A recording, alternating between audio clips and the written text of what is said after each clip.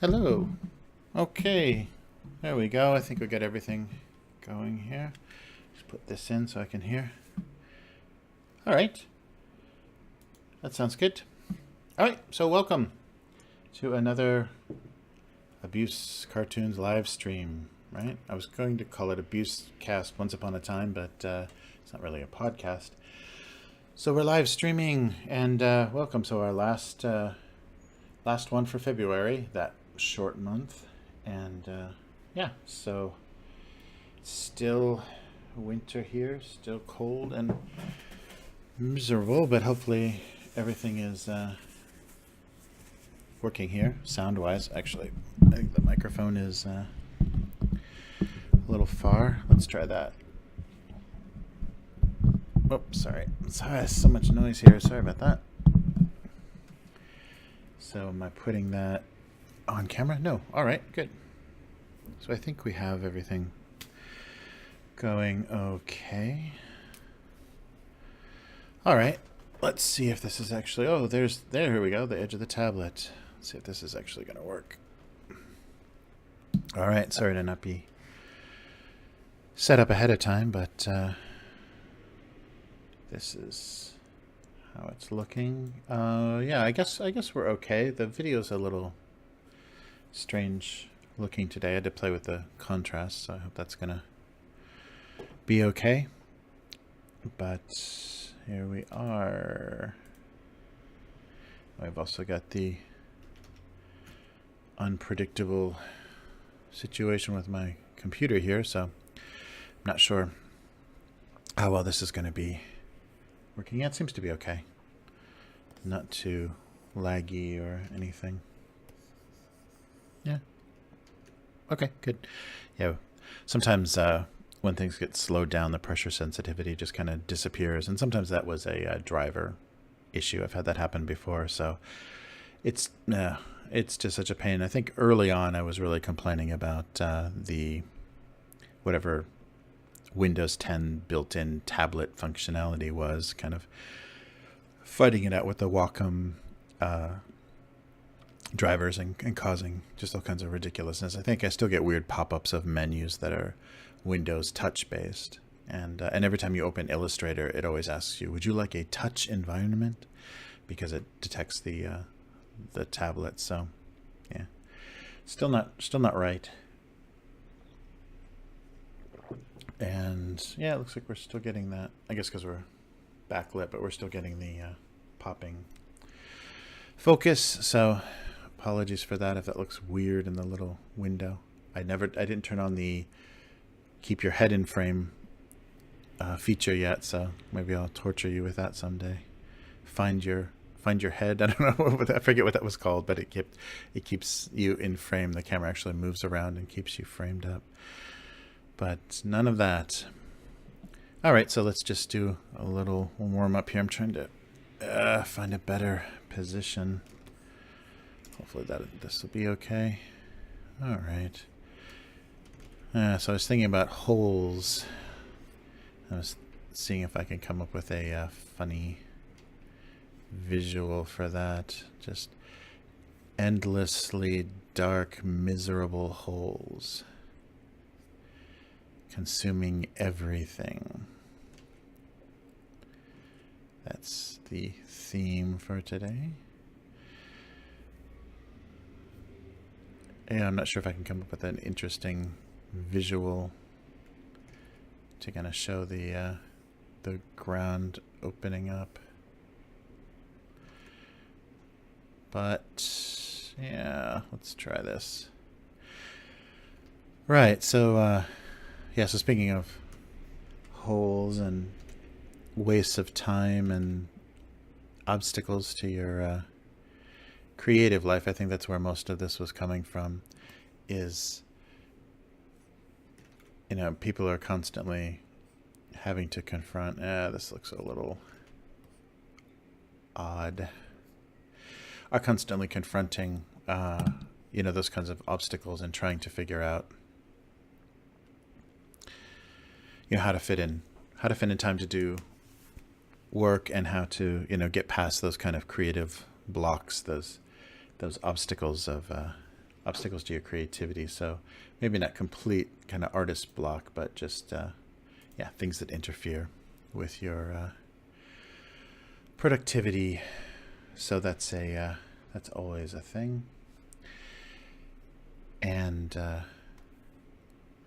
yeah, so it's just one of those things you have to fight past. And I think, like we talked about before, it's just sacrifice. You know, something has to give, and you've got to give up something to get something. And if, you know, your creative work has value to you, then you have to give things up to make that happen. Yeah, I was watching some documentaries or some, yeah, just a little documentary, things talking about Philip K. Dick, the science fiction writer, and his history.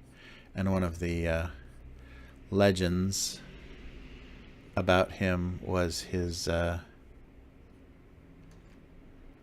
name of his character from Valis, Horse Lover Fats, was based on the fact that he would eat, or he would only be able to afford frozen dog meat, not dog meat, frozen dog food, which was horse meat. Yeah, frozen horse meat. So hence the Horse Lover Fats character name. But then somebody else in another documentary said it was based on actually something else, you know, some Latin word or something that meant horse. But I thought that was funny, and so they went to the pet store near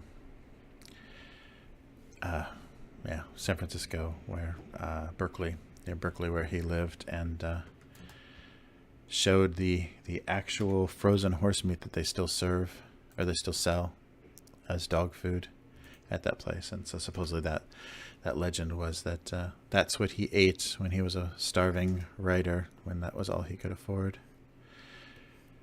And yeah, there's some interesting things about his inspirations. They talked about, you know, Do Androids Dream of Electric Sheep? The younger woman, I forget her name, Nancy maybe, that he was living with at that time. And I think it's when I think it was past the point, maybe he was still on barbiturates or whatever. I forget what their drug of choice was. But she was well, I've heard her two stories. Like, she was a big inspiration to his idea of, you know, valuing actual animals, like human beings' love for animals, you know, being very touching to him, and that her feelings for animals and caring for animals was an inspiration to the artificial animal storyline, and kind of the Deckard saving up. It's Deckard in the book, right? And that's the movie. I know Blade Runner, it's Deckard, but for him saving up his money from eliminating the replicants to buy a real animal, because they only had an electric sheep at the time, because their real sheep was sick and died, and he swapped it out with an artificial one so that the neighbors wouldn't notice, and maybe they couldn't afford a replacement, and so he was killing artificial humans, and the money from that was, you know, going to go to buying a real animal. And of course, anybody that's read the book knows that ultimately Rachel, which I don't think that was her name, but the Rachel character in the book, you know, and ends up being a little bit more sinister and less romantic than it was in the movie. And he ends up with that money buying an ostrich, a real ostrich, and towards the end of the book, she throws it off of the top of his building, killing it, I guess, as a you know, kind of poignant reaction to, you know, he doesn't value artificial life, and she doesn't value actual life. She doesn't see to him why that real animal is so precious. And so they were they were talking about that, his relationship at the time being the inspiration. I think the timing worked out that that's when he wrote the book, and that's when they were living together in the 80s, maybe late 70s. Yeah, maybe late 70s because the movie was in the 80s. Yeah, so writing in the late 70s. But they also talked about he read some, or when he was doing some research, he read some letters from the concentration camps, the Nazi concentration camps in World War II, and read some letters of guards there, and was really affected by how they wrote very, in a very everyday kind of nonchalant tone about the horrible things that they did, and the numbers of bodies and what they had to do for their duties, but they were writing like it was a shopping list, or just like they were doing laundry. And that made him think about the humanity that is lost, or how human beings are capable of being very machine-like, of losing all emotion, and losing their humanity, losing their compassion for other living things.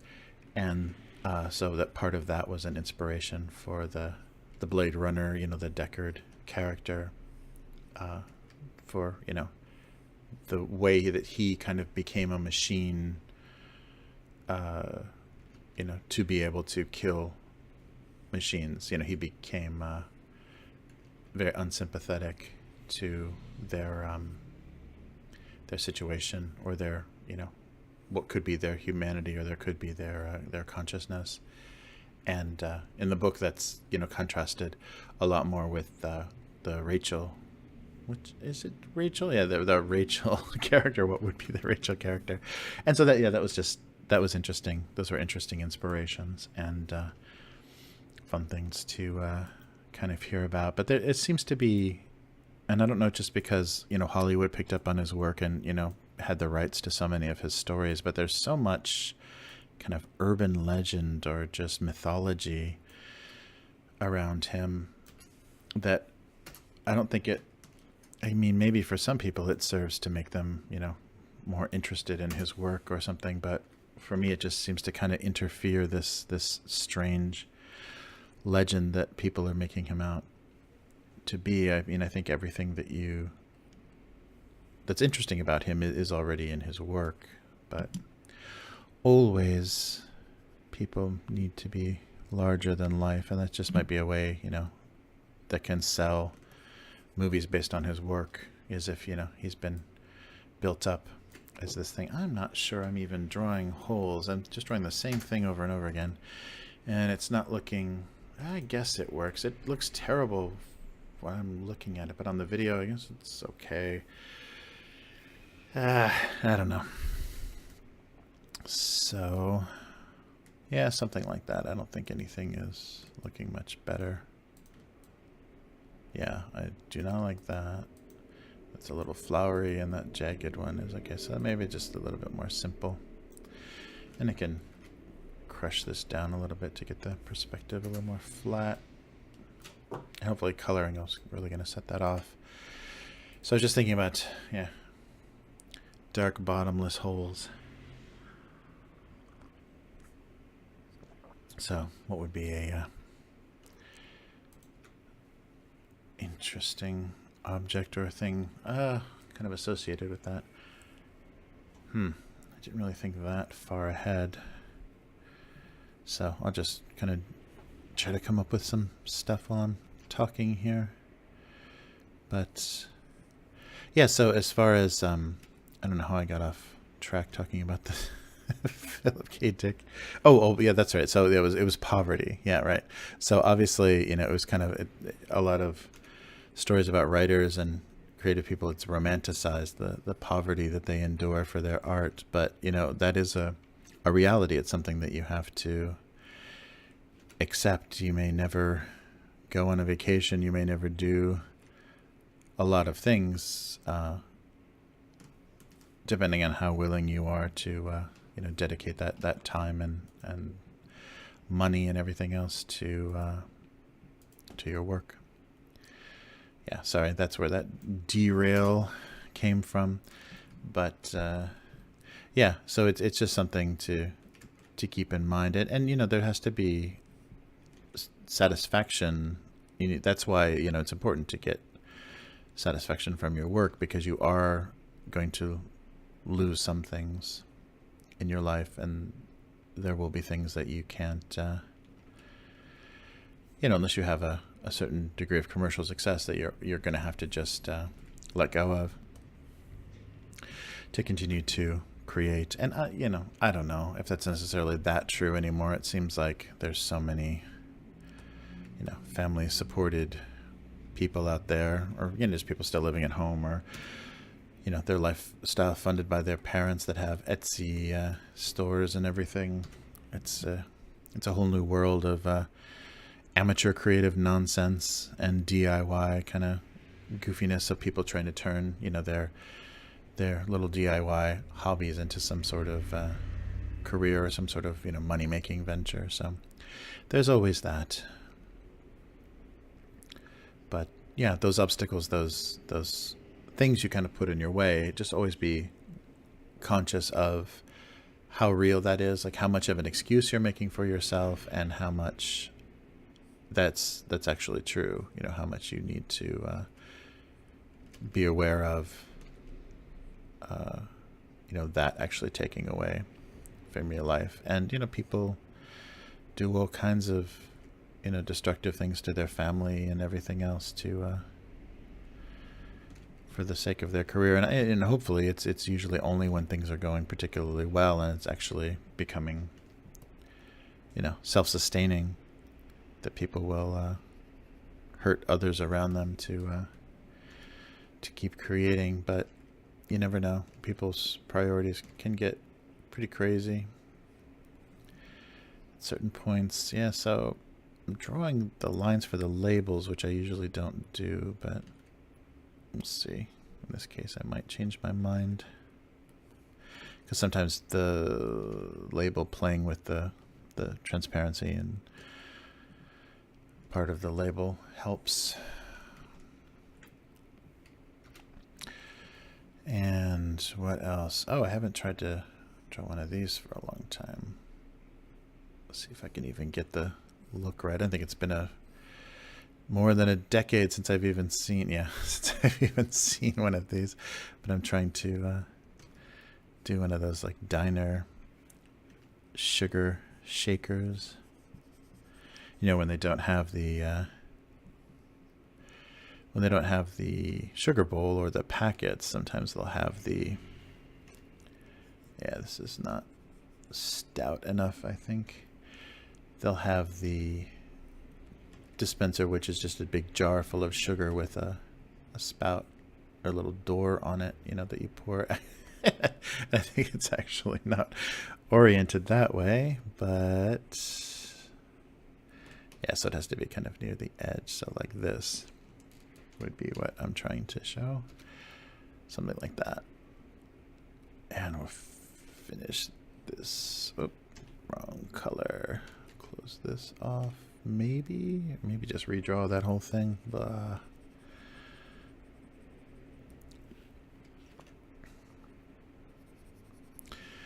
Yes, so an old, I guess, sugar shaker, right? Because you say salt and pepper shaker, so kind of a shaker, but that old way to dispense sugar.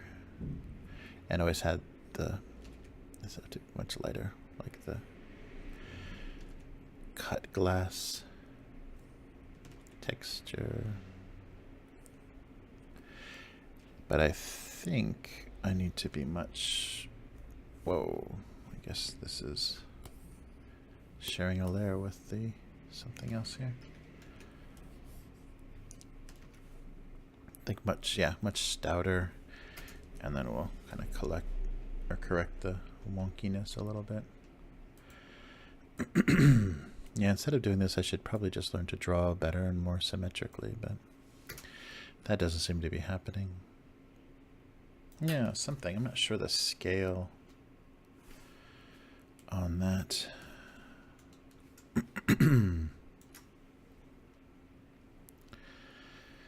All right.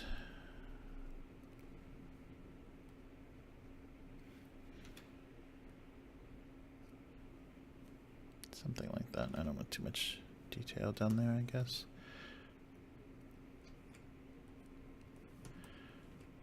Okay.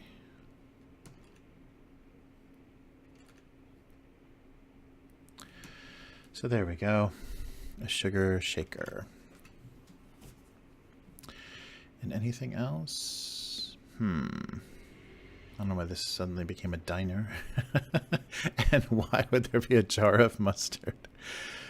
Alright, let's rethink that. The mustard. Yeah, maybe not the mustard.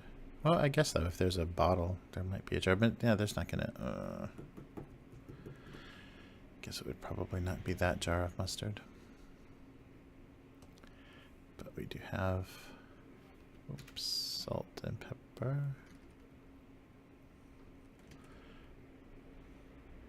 Yeah, so yeah, that was just the thing that was that I just wanted to kind of go on a little bit about is yeah, being aware of what it takes, and not only, you know, time commitment, but just, you know, it's your energy as well, and you've only got so much of that to give to work and friends and family and all that good stuff. So it's a finite resource. You know, when you're younger, it seems that's much more renewable. But yeah, it's a difficult thing, especially when you need to, you know, kind of grow up and get practical if you haven't made money doing it, and you're getting into your 40s. You need to consider, or I guess, you know, 30s is probably a better benchmark. You need to decide, you know, how much time you're really gonna devote to something that's not, you know, that's not returning, that has no returns at that point. So it's a hard choice. It's like, you know, taking the driver's license away from your elderly parents. It's that same difficult decision.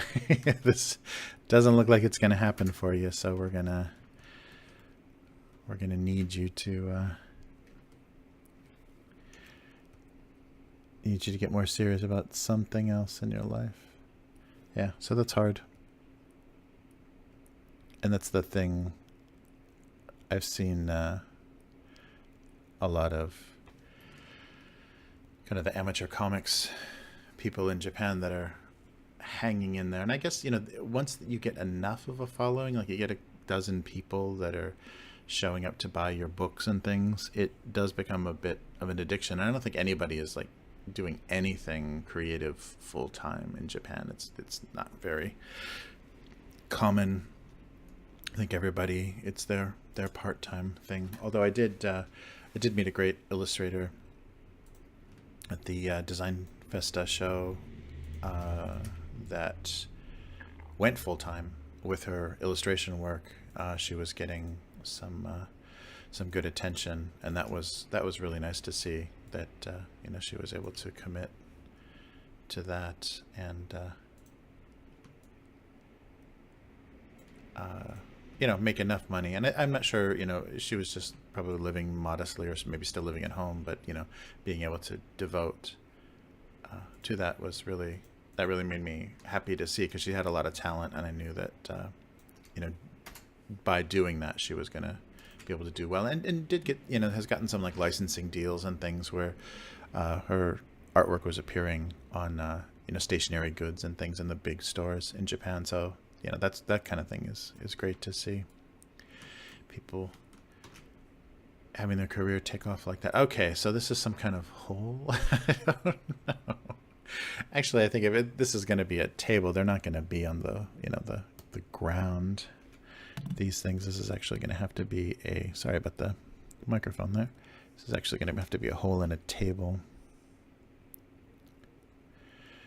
So we'll probably. Sorry. I gotta find a better mic position. Do something like that. That's not right, but something like that to give us the idea of the thickness of the table.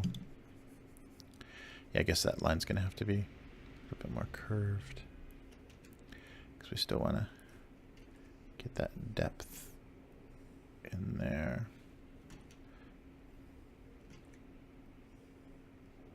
Yeah, something like that. All right, we'll go with that for now. Yeah, I don't know if that's going to work. We may lose the whole idea altogether. A whole bunch of nothing. Okay. But just wanted to talk about those black holes, those endlessly absorbing all light and joy and everything, miserable things that they are. All right. So my other idea here was the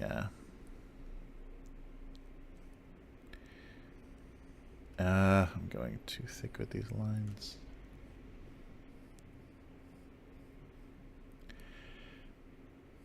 My standard birthday cake look here.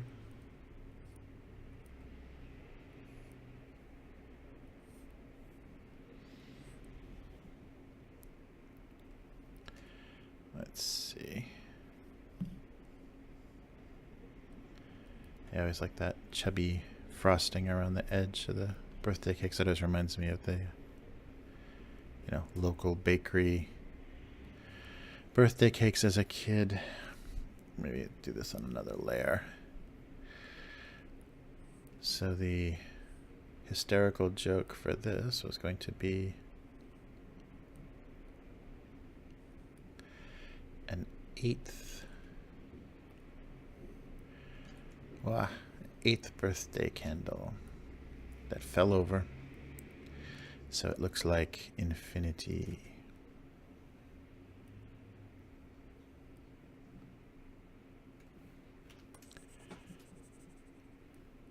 Do I have something going on in the background? Keep hearing something. It's strange. Yeah, I don't know if there's any desktop audio or something else picking up. Very odd. All right, so keep going here with this candle. Ugh. So maybe like that. A little straighter towards the bottom here.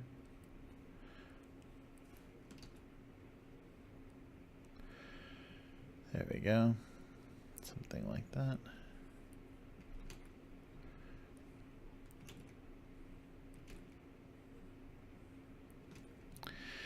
Yeah, and I guess along with, talking about commitment to your work and things, the thing that you're going to realize is that, nothing is going to be fair about your creative life, and you're not going to get,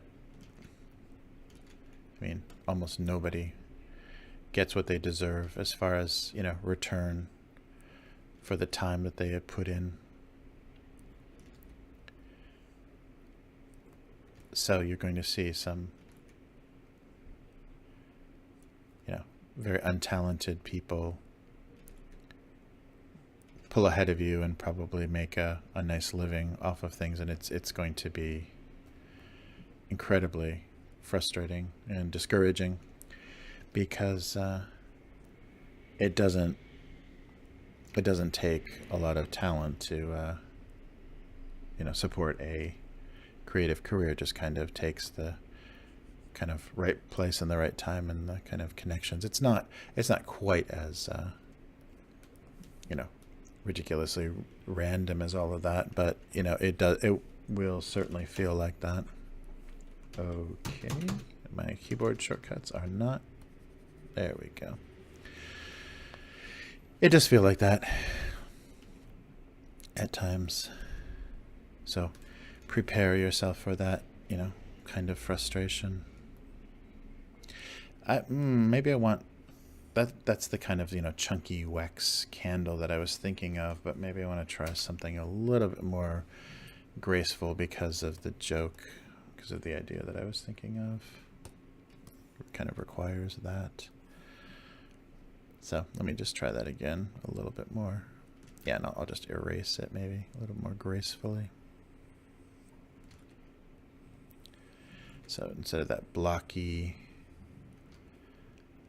letter, something that has a little bit more curve to it, and then my joke will become painfully clear. Yeah, that's not going to work. That's a peanut.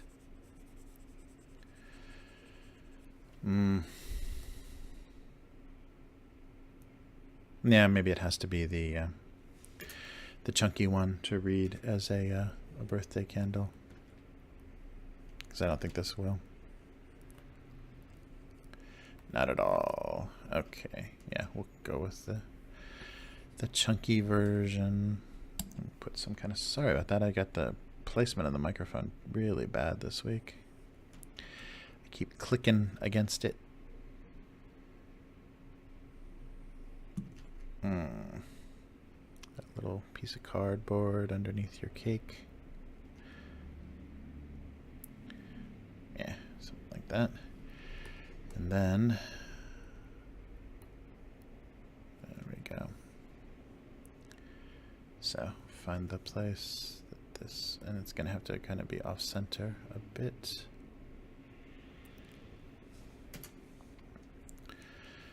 All right, and just get rid of this where it's overlapping. But I guess it does need to actually have some, you know, where it fell over. That kind of mess. And then the kind of cake hole that it made.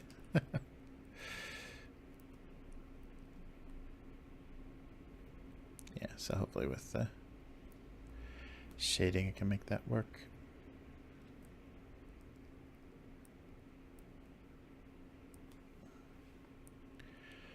All right, something like that. Oh, and I somehow undid this. All right.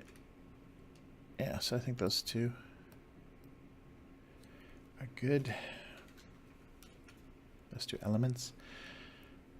Yeah, and maybe a little bit of a... maybe I could do that just with the rendering.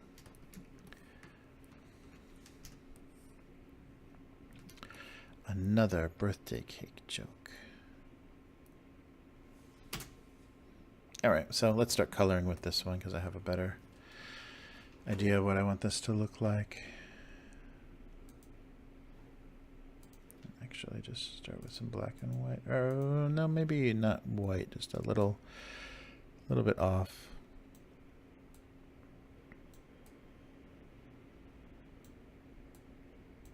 Yeah, something like that would be a nice bright color. But yeah, as far as, let's see. Oh boy, all of that is a mess. I guess it's okay. I'll go back in. Kind of the yeah, creative topics. Yeah, it's a hard thing to balance, and it's always going to be frustrating. So you just got to keep your motivation up and keep, you know, how your satisfaction, you know, with your work up. And I guess it's not, you know, never to be too satisfied with what you're doing, because then you just get sloppy and lazy and things, you know, if you lose that critical eye on yourself, then I think that can have some, you know, negative consequences for your work. But overall, to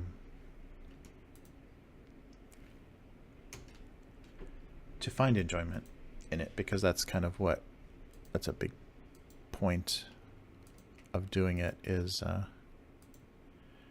to be satisfied in some way. Oh, what am I doing? Yeah, satisfied in some way with what you're doing. That's, you know, basically going to be your only reward in a lot of situations. There we go. All right. So I think we've got everything covered that I want. as far as the fills. So let's go back through here and try to plug some of this up. And we're still bleeding into, I think, yeah. There we go.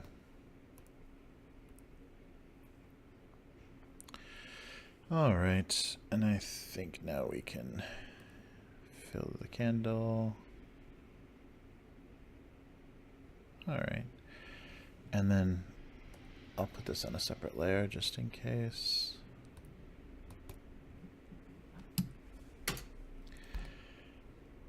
Try to do one of those weird bright blues.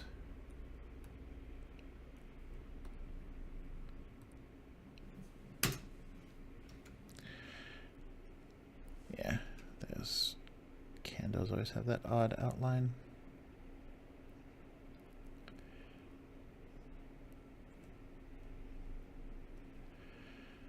All right, something like that. Yeah, I'm trying to think. Yeah, it is always just kind of white around the border there.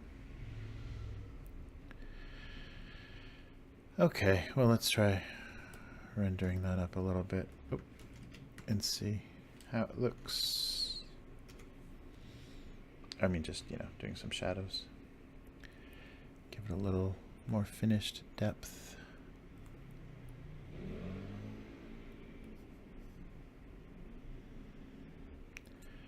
There we go. Click. Jeez, sorry. Yeah, I don't have good placement for the microphone. I want to get it close to my face, you know, but off camera, but then I run into kind of positioning problems. Keeping it close to my mouth, but far enough away from the tablet. But that should do it.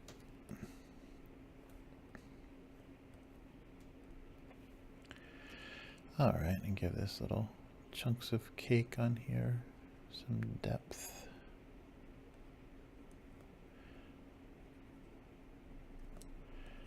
Yeah, so just that big chunky candle look, and maybe, yeah, maybe this is raised, so put a little shadow underneath that. There we go.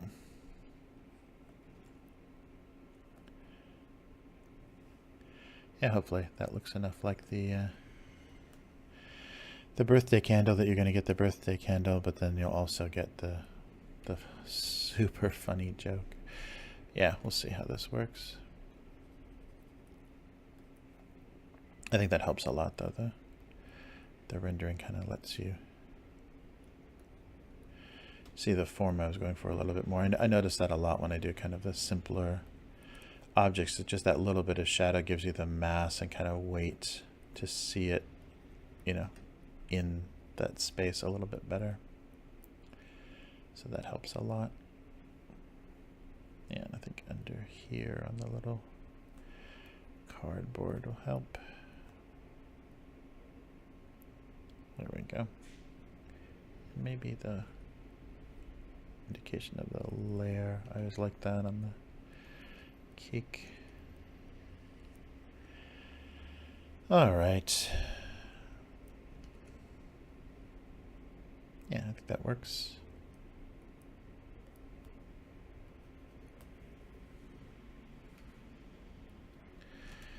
Yeah, all of these ideas, I keep going back to that. Everything feels familiar, so it feels like I've done it before. It's so funny. Any of these ideas always feel too familiar once I put things together. Like, I've definitely done that. But then when I go back, there's nothing there. So it's a funny situation. I don't know what that means. I hope it means, you know, something good. Hope it means that, oh, come on.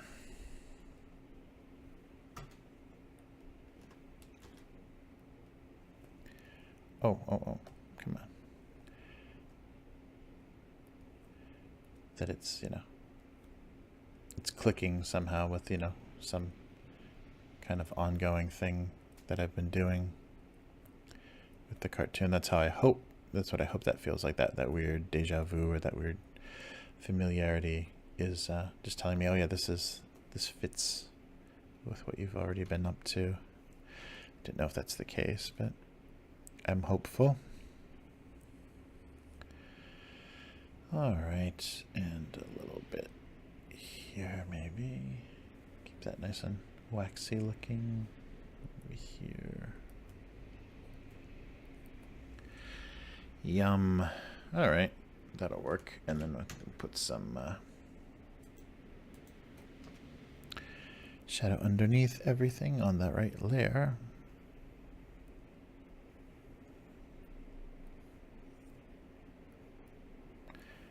See how that goes. Yeah, there we go. That works.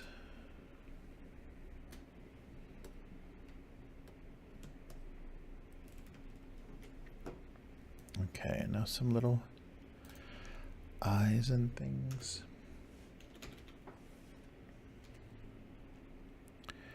Get this finished up.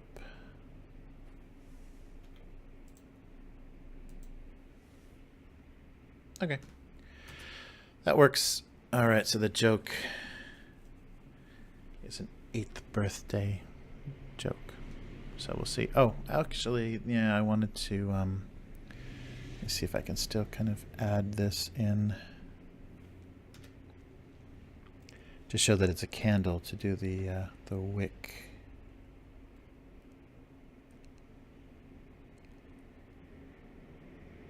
Yeah, I think that'll be good. And then something on top of here, that bright orange.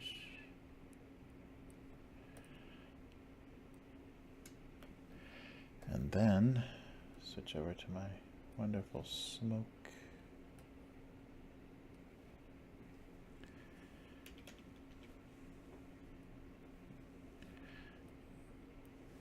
Yeah.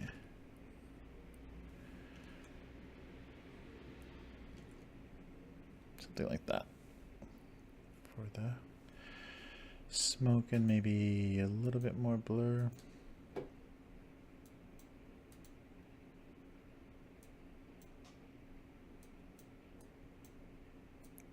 What's going on? Okay. Yeah, guess I'm getting it.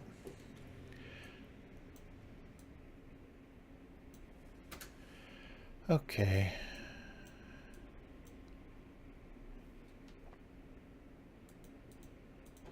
Kind of push the end of it here.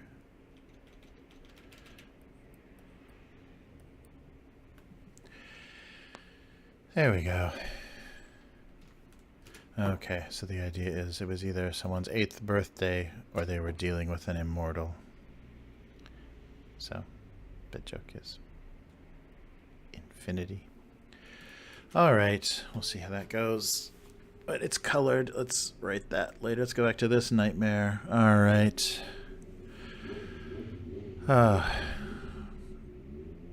No. Just do a terrible pun about heavy food. Let's color this and see if I still think that's funny in 10 minutes. How are we doing here? Oh, 47. All right. Some warm colored ketchup. Catsup. Oh, that's the eternal debate. Is it ketchup or catsup? I thought I remember reading somewhere that there was actually a difference. Maybe just like a regional, you know, a little bit of a recipe and a little bit regional, or just maybe the different pronunciation comes from a regional dialect. Who knows? Got those dark?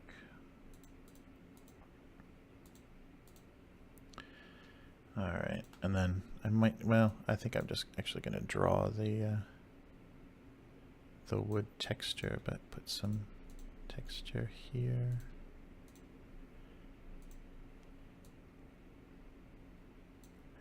some darkness. There we go. Yeah, I think that'll work. And maybe the label. Give it some lighter color. Keep the cap white. So we're not looking too much like any particular brand. All right, and then do this pure white. Let's see if this works how I was hoping. Oh, and switch back to the pencil. Yeah, I think that'll be okay. Oh, maybe not. Actually, maybe just this will be an interesting enough. And same thing with the salt. Oh, the salt doesn't have the same thing. I'll kind of do the opposite. Hello, opposite with the salt.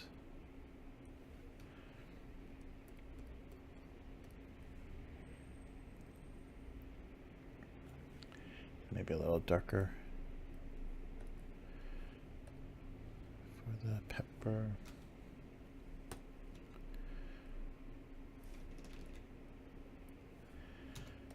There we go.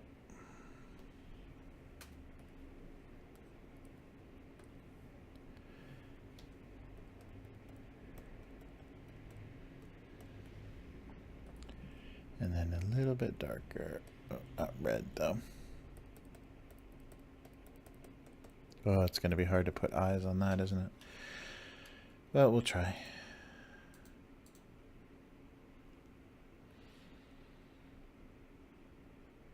All right. Yeah, I think all of that works. So let's try to shadow that or tone it, shade it, whatever it is we're doing. And yeah, so I kind of ran out of steam pretty fast with my little creative point there. And I think it's something I've already kind of just saying the same thing kind of again and again. But it's good to be aware of, I suppose.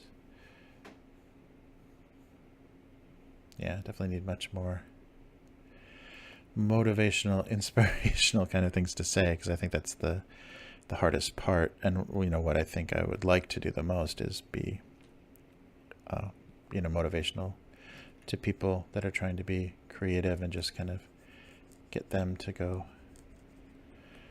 draw something or write something or whatever they happen to be doing, or just, you know, be doing that while this is playing. I think that's a nice new style that we have now, is the just kind of creative hang where you can be listening to someone or interacting with someone while you're working on your own stuff. I think that's a pretty great innovation. I think it's a pretty great thing that's happened with the internet, is kind of the creative hang and people, you know, working on stuff while they're listening to people, or just, you know, watching people do their own thing. I think that's a great thing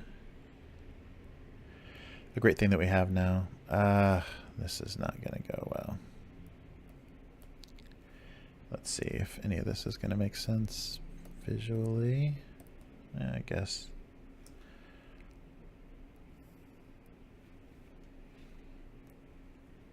Oh, yeah, I can't get that to try to change this number a little bit. Yeah, okay. Something like that. All right. So, yeah, I just think my timing as far as when I'm streaming is not real conducive to a lot of people's productive time. Yeah, I was surprised, especially like in an office kind of environment, how productive I was in the morning. So it was really easy to blow through a day's work in like the first few hours of the morning and then not have much else to do, you know, unless new jobs or something came up. So that was a very funny dynamic that ended up you know, figuring out when I was working office jobs is that energy and that maybe it's just that mindlessness. You're still kind of tired and everything in the morning. So if you're not doing very intense work, it just kind of needs done, like ad layouts and things. You can cover a lot of ground while you're still sleepy. So I noticed that a lot. I was able to be really productive around, you know, that first getting to work, first coffee, early time. And yeah, so that was something I kept running into. All right. Is the kind of that dynamic, but I don't think for creative, you know, for actually your own creative work, I'm not sure how well that works. But I know, like, just like you would take that time to, you know, go running or go to the gym, that those kind of early morning hours, and that might be good physically for waking your body up. For some people's, you know, schedule or how their brain works, that might be a really great time to kind of pound some things out, or just get some, you know, some words on the page, or some drawings done in the morning. All right, so let's maybe get all this stuff. Yeah, I think I want to make this too big. It's not looking that great.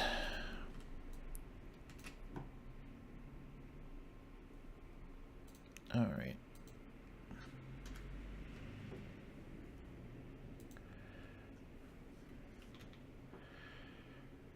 Okay, and why do I keep getting bigger and bigger? I love that. Okay.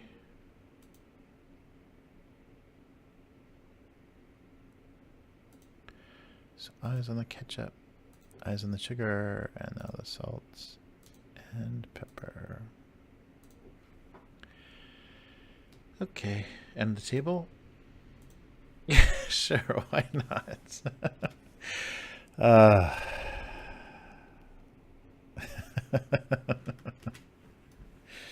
I don't know if that's gonna read now. Well, we'll see. I guess we won't see. I guess we have to decide whether or not that's working or not, but yeah, it looks to me like it's okay. I think we're gonna go with that. The sad hole in the table.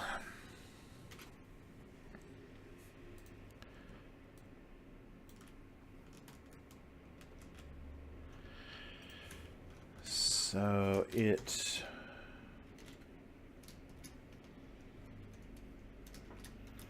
only the customers that found the food heavy.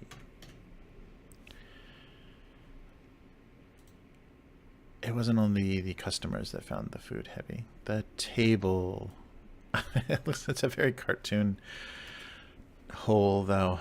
So it looks like a something in the shape of a splat broke through the table. Yeah, but I didn't like that. The way that splintered hole looked was odd. I think this fits the cartoon style a bit more, so it just may not read. And the other amazing joke that I was thinking about. Oh, sorry. Let's not do that on camera. Okay. Was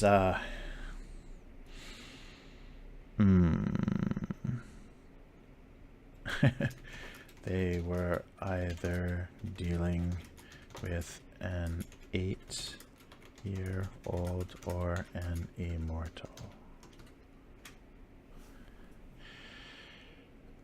Okay, so they were either dealing with an 8-year-old. Is 8-year-old hyphenated? 8. That seems to be like an 8-year-old, but maybe only when you're using it like an adjective.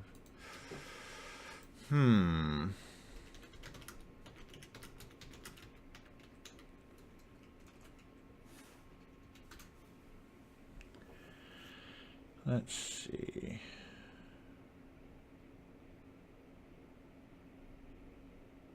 Yeah, I guess I'm using it as a noun.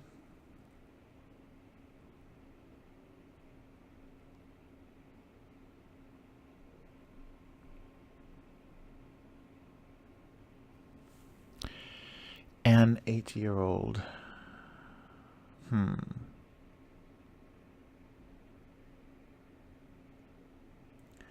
Yeah, because I'm not using it as a 5-year-old man, 2.5-year-old child.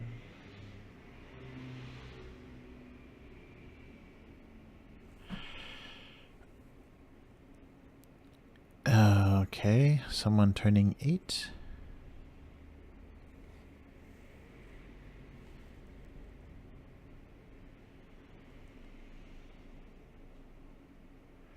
Yeah, I'm not quite getting the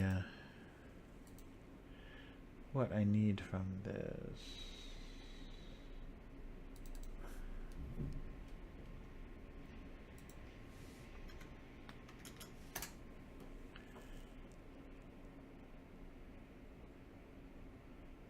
Yeah, it's showing hyphenation. Yeah, we'll go with the hyphen. Yes, they were either dealing with an 8-year-old or an immortal.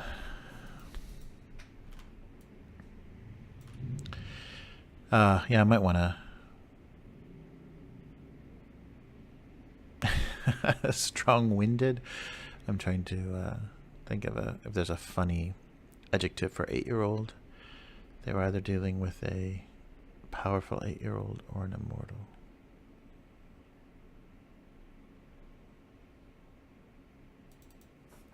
Let's see.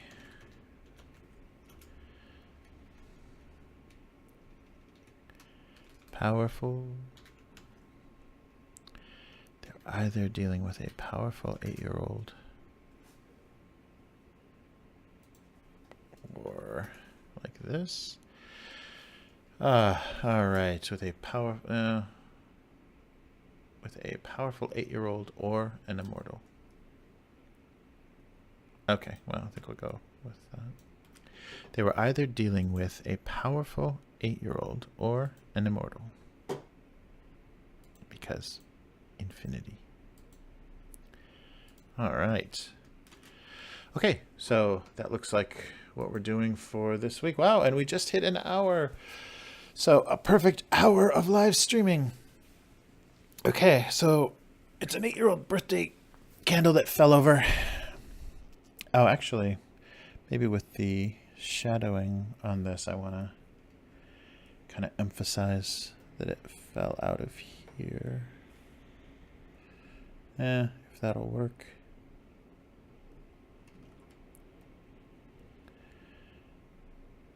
I don't know. Maybe make this a little darker.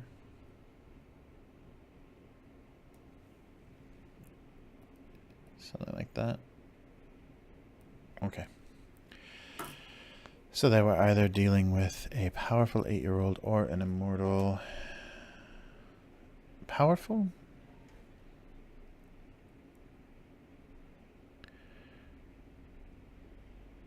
Yeah, okay.